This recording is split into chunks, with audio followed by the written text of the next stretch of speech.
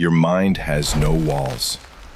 The transparency trap convinces you that openness is strength, that revealing every thought earns trust, commands respect. This is the lie. The trap is malignant agreeableness disguised as virtue. You broadcast intentions. You soften edges to be liked. You yield ground before the battle begins. Predators read you instantly. They exploit the absence of barriers.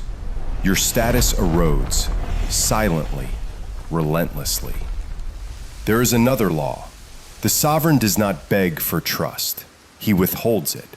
He erects the inner citadel, an impregnable fortress no external force can breach. This is the only defense that cannot be taken from you. The siege is already underway. Transparency, sold as modern leadership. Open gate policy in every meeting. You lay your strategy bare. You admit uncertainty to build trust. You soften disagreement to preserve harmony. This is malignant agreeableness in executive disguise. Within minutes, the arrows find their mark. A colleague repeats your doubt, now framed as your weakness. A rival reframes your plan, planting subtle contradictions. You hear your own words returned, distorted. You question what you said. You question what you meant. Social gaslighting complete. No blood drawn, yet authority bleeds out. The masses praise the authentic leader. They do not tell you why. Openness keeps the field level. It prevents anyone from rising too far. The sovereign refuses to play. The walls have a name. Marcus Aurelius, commander of legions, master of an empire in decay, forged them first. He called the fortress the Hegemonikon, the ruling faculty, the sovereign center that no external force can storm. He wrote to himself in the dark before dawn, "You have power over your mind, not outside events. Realize this, and you will find strength." Slander cannot enter. Envy cannot scale these walls. Betrayal finds no purchase.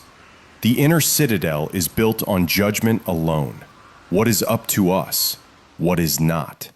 Everything external, opinion, reputation, outcome, falls into the second category. Indifference to the second is the mortar. Clear perception of the first is the stone. No tyrant, no boardroom, no market crash can confiscate this territory. It belongs to you absolutely.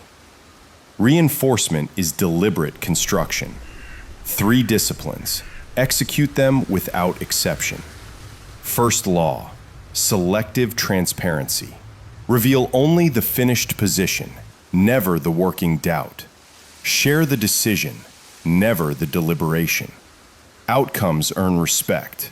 Processes invite sabotage. In the next meeting, state the conclusion. Let silence surround the path taken. Watch how others project their own fears into the vacuum. Your authority compounds. Second law, strategic silence. Words are arrows. Spend them sparingly. When challenged, pause. Count to 5 inside the citadel. Most attacks exhaust themselves against silence. The aggressor overextends, reveals motive. You remain unreadable. Reserve commentary on personnel. Reserve prediction on outcomes. Reserve emotional reaction entirely. Silence is the drawbridge raised. Third law, Premeditatio Malorum. At dawn, before the inbox, before the calls, rehearse the siege. Picture the passive-aggressive email, the leaked confidence, the public undermining. See each arrow clearly. Then see yourself unmoved. Marcus began each day anticipating the ungrateful, the treacherous, the arrogant. He met them with the same calm, because he had already met them in the citadel. This rehearsal turns surprise into recognition, recognition into indifference, indifference into power. Practice these 3 laws daily. The walls thicken. The storm loses its terror. The blizzard howls the same. Yet one mind crumbles under it. Another stands eternal. The difference is the inner citadel.